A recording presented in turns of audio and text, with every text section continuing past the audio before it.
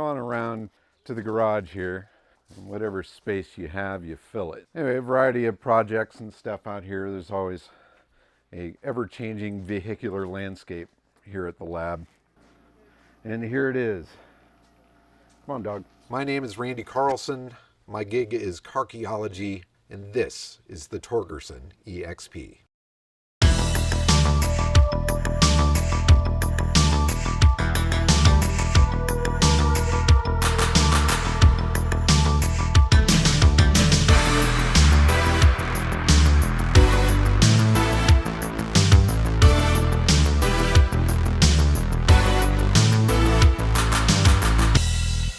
The whole thing kind of started with an article on Jalopnik.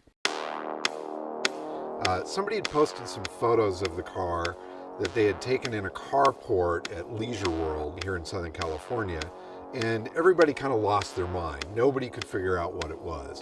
And it stumped me and it stumped everybody else as well, and ended up being this global mind that came together to try to figure out what the heck it is. I mean, normally when you post something like that, somebody somewhere is going to know what it's all about. The one general thought amongst all of it is that everybody really liked the look of it, but still everybody struggled with trying to figure out what it was. The most common theory was that it was based on a Fiero, Ferrari's C4 Corvette. Other people came up with other ideas, NSX, GM, something Fiero. Somebody mentioned Lotus Esprit, Pontiac Firebird, definitely a Pontiac, Fiero. It just seemed that anything that was a proper theory was based upon at least one identifiable feature on the car. When I finally connected with the car and met the original builder's stepson, he filled me in on the story of it. Built by this guy, Ralph Torgerson, in his home garage in Lakewood, California.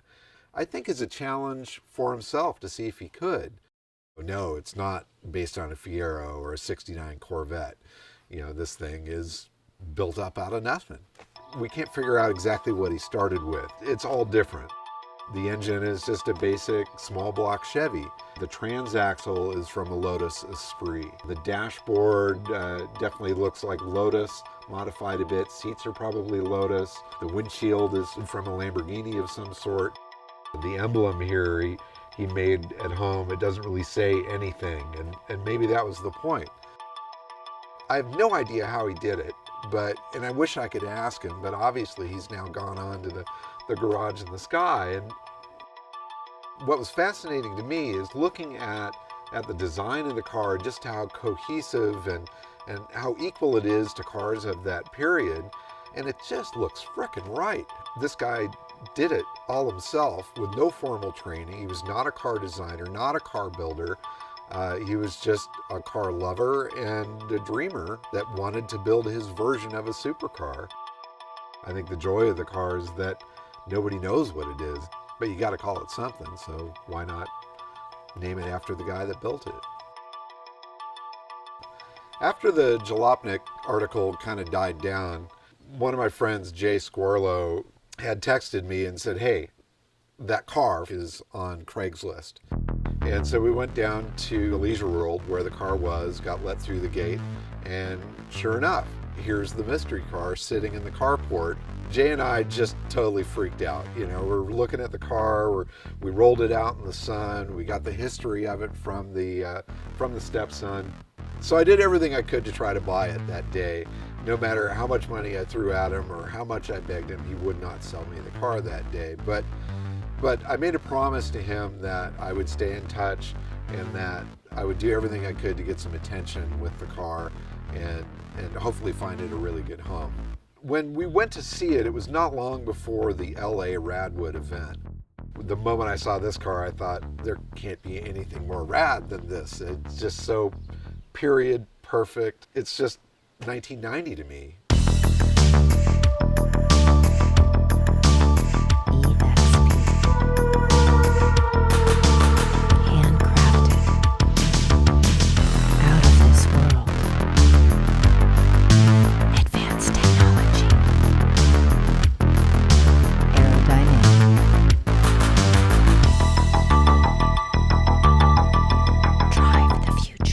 Tried to buy it consistently, and I said, whenever you're ready, let's make it happen. And then that opportunity came up, and it came up in time to bring the car out to the Radwood event. Its maiden voyage out of the garage was from here into the trailer and then to Radwood. And the longest it had been driven was from the trailer there to where it was parked at the show. It's parked there on the lawn amongst other cars of the era that were obviously, design inspiration for Ralph. And I had to get away and watch people's reactions to it.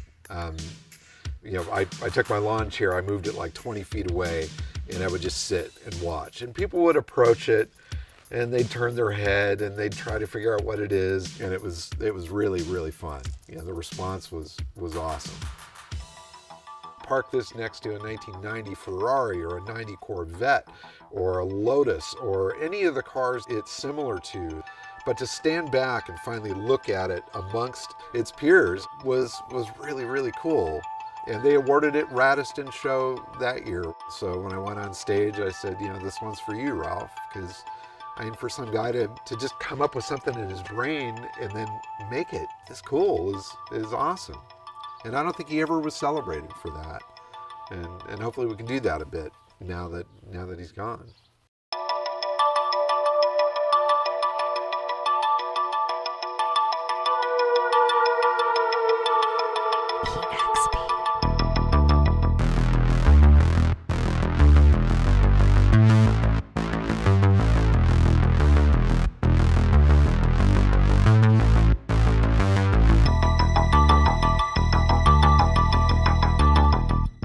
Try